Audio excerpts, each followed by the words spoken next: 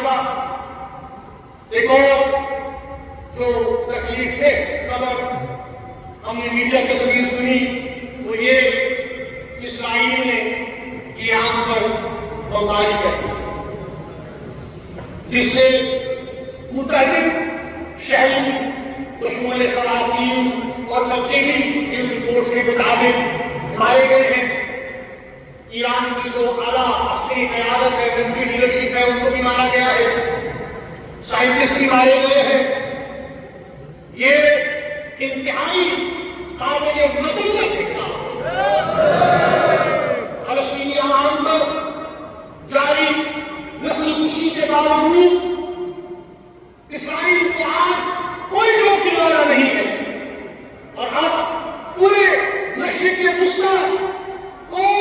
جنگ کی زمین میں اسرائیل نے آج داخلہ کر دیا ہے۔ ہمیں یہ کہنے میں کوئی دو رائے نہیں ہے، اسرائیل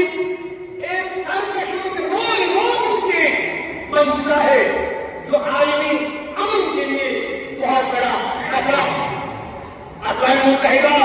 اور دنیا کے تمام ممالک پر یہ مورل رسپانسبلٹی ہے، اخلاقی رسپانسبلٹی عائد ہوتی ہے کہ وہ اسرائیل پر دباؤ ڈالیں تاکہ غزہ میں جاری نسل کشی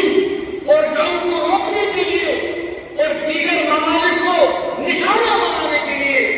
اسرائیل باز آئے۔ جموں کشمیر کے عوام انشاءاللہ فلسطین اور ایرانیوں کے ساتھ اسرائیلی جارحیت کے خلاف کھڑے ہیں۔ اس کے ساتھ ساتھ میں کل جو آپ نے سنا ہوگا، ہم نے دیکھا کہ میڈیا میں جو بہت ہی افسوسناک سانحہ احمدآباد میں پیش آیا، ایئر انڈیا کی فلائٹ میں تقریباً 250 افراد جو ہے وہ اس حادثے میں، اس ایئر کریش میں مارے گئے۔ ہم ان غمزدہ فیملیز کے ساتھ اظہار یکجہتی کرتے ہیں اور اللہ تعالیٰ سے ان کے لیے صبر کی دعا کرتے ہیں، اور جو زخمی ہیں ان کے لیے صحت یابی کی دعا کرتے ہیں۔ اللہم صلی اللہ وسلم علی وسلم